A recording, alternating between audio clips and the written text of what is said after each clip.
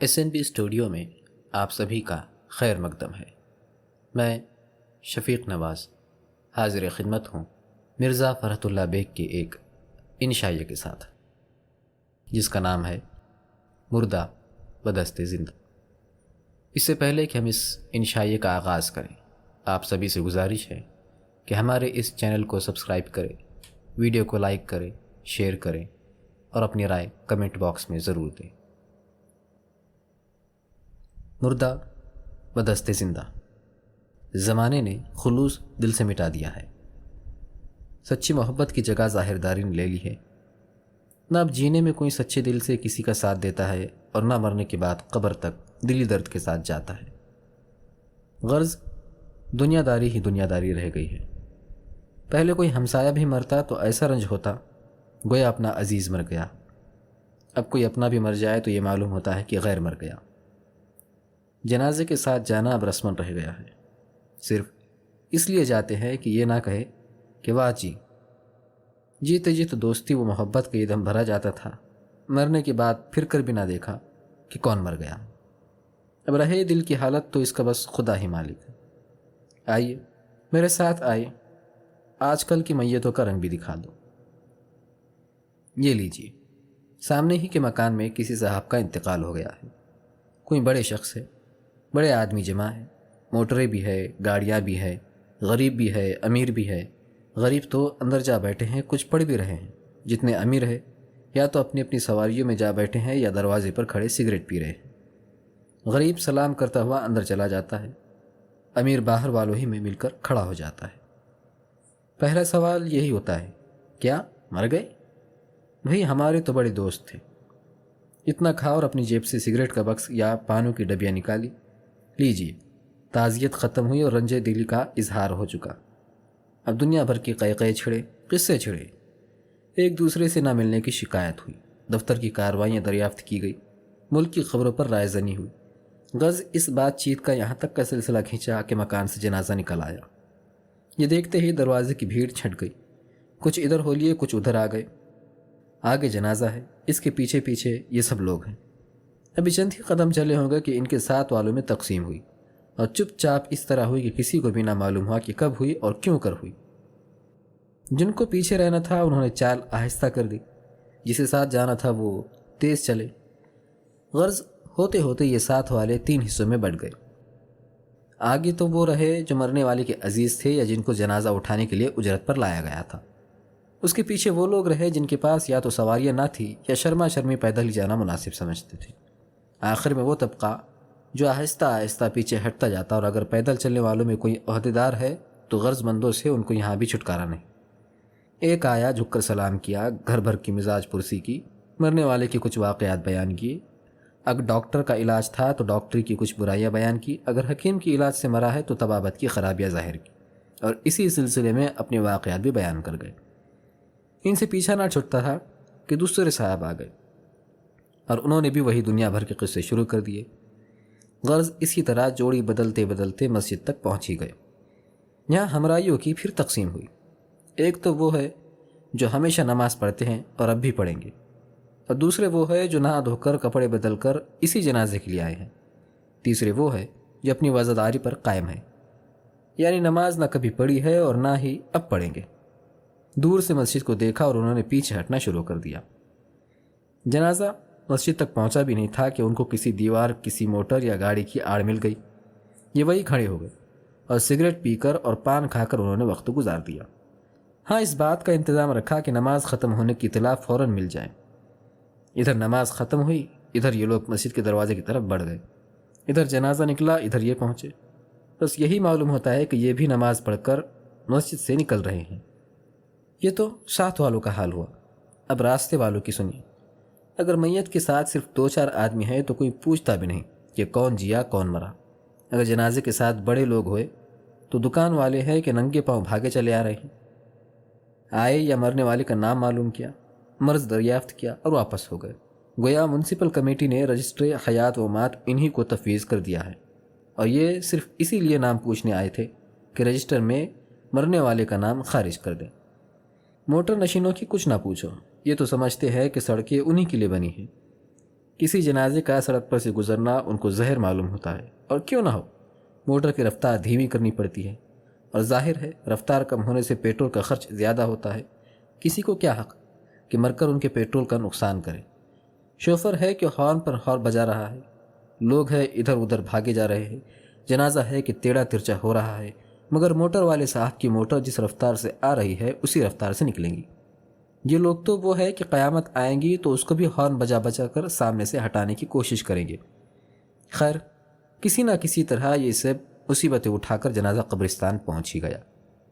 قبرستانوں کی حالت پر جتنا افسوس کیا جائے کم ہے، جائے عبرت کو جائے وحشت بنا دیا ہے۔ قبرستان کیا ہے، خاصا ایک جنگل ہے۔ ایک طرف ٹوٹی پھوٹی ایک جھونپڑی پڑی ہے، اس میں ایک سقے صاحب، ان کی بیوی، 10-12 بچے، 5-6 بکریاں، ایک لنگڑا ٹٹو، 100-200 مرغیاں، 5-6 بلیاں، اور خدا معلوم کیا کیا بلیات بھرے پڑے ہیں۔ جس حصے میں قبریں ہیں وہاں کی گھاس بڑھ کر کمر کمر ہو گئی ہے، دیواروں کو توڑ کر لوگوں نے راستے بنا لیے ہیں۔ نیم، پیپل اور خدا معلوم کس کس قسم کے درخت قبروں کے تعویذ اور چبوترے توڑ توڑ کر نکل آئے ہیں۔ کوئی قبر دھنس کر کنواں بن گئی ہے، کسی کا تعویذ ہی غائب ہے، کسی چبوترے کی اینٹیں نکل کر جھوپڑی میں خرچ ہو گئی ہے۔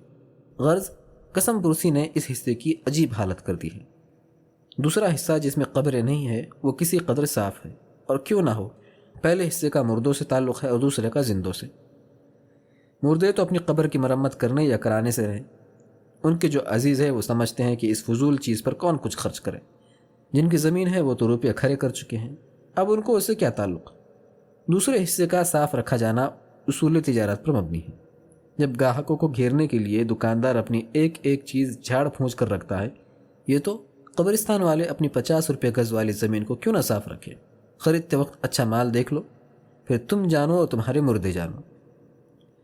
میاں سقا رہتے تو قبرستان میں ہے، مگر پھولوں کی سیج پر سوتے ہیں۔ ادھر لوگ قبر پر پھول چڑھا کر گئے اور ادھر ان کے بچے سب کے سب سمیٹ لائے۔ رات بھر پھول بستر پر رہے، صبح باسی پھول لے جا کر قبر پر چڑھا دیے۔ خیر، کیا حرج ہے، زندوں کا کام بھی نکل گیا، مردے بھی خوش ہو گئے۔ اس گھر میں سل بٹا خریدنے کی کبھی نوبت ہی نہیں آئی۔ قبر کے اچھے سے اچھے پتھر پر مسالہ پیس لیا۔ اگر کچھ دنوں بعد کوئی دیکھنے بھالنے نہ آیا تو پتھر اکھاڑ کر جھوپڑی کے پاس لا رکھا۔ بکریاں قبروں پر قلانچی مارتی پھرتی ہیں، مرغیاں کچھ قبروں کو کرید رہی ہیں، بچے یا تو چبوتروں پر لوٹ مار رہے ہیں یا تعویذوں کو گھوڑا بنائے بیٹھے ہیں۔ بچیاں قبروں پر بیٹھی اینٹیں اور ٹھیکریاں پیس رہی ہیں۔ کسی بیچارے کی قبر پر چادر پڑی ہے، اس پر 20 سخنی نے گیہوں سکھانے ڈال دیے ہیں۔ ٹٹوانی کو ایک اگلی اور ایک پچھلی ٹانگ باندھ کر چھوڑ دیا ہے۔ وہ قبروں میں گھاس چرتی پھرتی ہے، اس کے ادھر ادھر پھدکنے سے کسی قبر کی اینٹ گری، کسی کا چونا گرا، کسی کا پتھر گرا۔ اگر ایسے ہی 4-5 گھوڑے چھوڑ دیے جائے تو تھوڑے ہی دنوں میں وہی منظر بن جائے گا جو زلزلے کے بعد کانگڑے کا ہو گیا تھا۔ جنازہ قبرستان میں کیا گیا، فوج میں ترم بج گیا۔ سکے کا سارا خاندان اپنا اپنا کام چھوڑ کر جھوپڑی میں گھسا اور اناج لینے کے لیے برتن لیے لائن باندھ کر آ بیٹھا۔ کسی کے ہاتھ میں پیپندے کا تام، چینے کا کٹورا ہے تو کسی کے پاس ٹوٹی رکابی، کسی کے پاس مٹی کا پیالہ تو کسی کے ہاتھ میں ٹوٹا ہوا چھاج۔ سچ ہے، خدا رزاق ہے، قبرستان والوں کو بھی گھر بیٹھے رزق پہنچاتا ہے۔ یہ تو قبرستان والوں کی حالت ہوئی، اب ساتھ والوں کی کیفیت سنیے۔ جنازہ لا کر لبے گور رکھ دیا، ایک آتا ہے قبر کو جھانکتا ہے، دوسرا آتا ہے جھانک جاتا ہے۔ ہر شخص کو زمین سخت ہونے کی شکایت ہے، کوئی مزدوروں کو سست کہتا ہے، کوئی پٹاؤ کا نقص بتاتا ہے، کوئی قبرستان والے کو برا کہتا ہے۔ جب اس ریویو سے بھی فراغت پائی تو 2-2 3-3 آدمی ایک ایک قبر پر جا بیٹھے، چبوترے کو تخت بنا لیا اور تعویذ کو گاؤ تکیا، اور لگے سگریٹ اور بیڑی کا دم لگانے۔ کسی نے سقے سے چلم بھرنے کی فرمائش کی، اس نے حقہ تازہ کر سلفا بھر حاضر کیا۔ حقے مزے لے لے کر پیے جا رہے ہیں، ایک دوسرے کی توازے کی جا رہی ہے، سلفے پر سلفا بھروایا جاتا ہے اور یہ وقت کسی نہ کسی طرح کاٹا جاتا ہے۔ یہ توفیق نہیں ہوئی کہ کچھ خدا کی یاد کرے یا ان خفتگان خاک کی حالت کو دیکھ کر عبرت ہی حاصل کرے۔ بعض لوگ ہیں کہ گھاس سے بچتے بچاتے قبروں پر کودتے پھاندتے چلے جا رہے ہیں۔ یہ کون ہے؟ یہ وہ صاحب ہے جن کے مرے ہوئے عزیزوں کی آج دن پھرے ہیں۔ یہ تو خدا نہ خواستہ فاتحہ کو کیوں آنے لگے؟ آج شرما شرمی قبرستان میں آ گئے ہیں، مفت کرم داشتن کی صورت ہے، چلو فاتحہ بھی پڑھ لیتے ہیں، اس کے بعد جب کوئی دوسرا عزیز یا دوست مرے گا تو پھر دیکھا جائے گا۔ ایک صاحب ہے کہ قبروں کے کتبے ہی پڑھتے جا رہے ہیں، کچھ نوٹ بھی کرتے جاتے ہیں۔ کوئی اچھا خطبہ مل گیا تو اپنے دوستوں کو آواز دے کر بلا لی اور بجائے فاتحہ کے داد سخن گوئی دی گئی۔ کچھ اپنا کلام سنایا گیا، کچھ ان کا سنا، غرض کوئی نہ کوئی مشغلہ وقت گزارنے کا نکال ہی لیا۔ جو لوگ چبوترے پر مطمئن ہے ان کی کچھ نہ پوچھو۔ ہر چبوترے پر ایک پارلیمنٹ ہے اور ہر قبر ایک کانگریس کا اجلاس۔ دنیا بھر کی خبروں پر تنقیح و تنقید ہو رہی ہے، دفتروں کی کارروائیوں پر بحث ہو رہی ہے، افواہوں کے ذرائع اور ان کی تصدیق و تردید کی جا رہی ہے، سفارشیں ہو رہی ہیں، وعدے لیے جا رہے ہیں، غرض سب کچھ ہو رہا ہے۔ نہیں ہو رہا ہے تو وہ جو ہونا چاہیے اور جس غرض کے لیے ساتھ آئے۔ خیر، خدا خدا کر کے خبر آئی کہ قبر تیار ہے۔ کچھ تو اٹھ کر قبر کے گرد جا کھڑے ہوئے، کچھ وہیں بیٹھے رہ گئے۔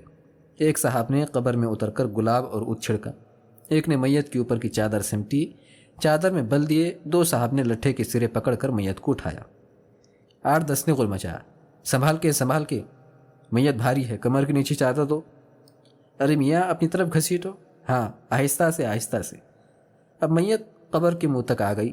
فقیروں یا یوں کہو کہ مفت خوروں کو اناج تقسیم ہونے لگا اور قبر کے گرد جو لوگ کھڑے تھے انہوں نے بے تحاشا گل مچانا شروع کیا۔ کوئی کہتا ہے ذرا کمر کی چادر کھینچو، ارے بھائی اتنا بھی دم نہیں ہے، دیکھنا کہیں قبر کا پاکھا نہ گرے، ہاں ذرا اور جھکا کر، لا الہ الا اللہ، میت بھاری ہے، ذرا سنبھال کے، آہستہ، بس بھائی کوئی چیخ رہا ہے، مٹھے کے بندن کھول دو۔ ارے میاں یہ ڈھیلا لو، سر کے نیچے رکھ کر منہ قبلے کی طرف کر دو۔ واہ بھائی واہ، اتنا بھی نہیں آتا، ابھی منہ پورا نہیں پھرا، بس بھائی بس۔ کہ مختلف فقرے ایک ہی زبان سے نہیں نکلتے کہ کچھ سمجھ میں بھی آ جائے۔ ہر شخص ہے کہ غل مچا رہا ہے، جو بیچارے قبر میں اترے ہیں وہ پریشان ہے کہ کیا کرے کیا نہ کرے۔ بہرحال اس غل غپاڑے کے ساتھ دوست و احباب اس مرنے والے کو پہلی منزل تک پہنچا ہی دیتے ہیں۔ اب پٹاؤ کی نوبت آتی ہے۔ اس میں وہی گڑبڑ شروع ہوتی ہے۔ کوئی کہتا ہے یہ کڑی نہیں وہ کڑی لا، کوئی کہتا ہے لا حول ولا قوت، مفت میں 100 روپے مار لیے اور کڑیاں دے دی تو ایسی، غرض کوئی کچھ کہتا ہے کوئی کچھ۔ اسی گڑبڑ میں پٹاؤ ہو جاتا ہے اور مٹی دینے کی نوبت آتی ہے۔ مٹی تو ہر ایک دیتا ہے، منہ سے بھی ہر ایک بڑبڑاتا ہے، لیکن یہ خدا ہی کو معلوم ہے کہ جو کچھ پڑھنا چاہیے وہ پڑھتا بھی ہے یا نہیں۔ البتہ لفظ منہا بہت اونچی آواز میں کہا جاتا ہے اور باقی سب الفاظ منہ میں ختم کر دیے جاتے ہیں۔ جب اس کام سے فراغت پائی اور قبر تیار ہو گئی تو فاتحہ کی نوبت آئی۔ ساتھ آنے والوں میں کوئی بھی ایسا نہ ہوگا جو اس میں شریک نہ ہو۔ ہونٹ تو سب کی ہلتے ہیں، مگر شاید 100 میں 20 بھی نہ ہوں گے جو یہ جانتے ہو کہ فاتحہ میں کیا کیا صورتیں پڑھتی ہیں۔ فاتحہ پڑھتے ہی سب کو اپنے اپنے گھر جانے کی سوچی۔ یہ بھی پھر کر نہ دیکھا کہ مرنے والے کے اعضاء کون ہے اور ان کی کیا حالت ہے۔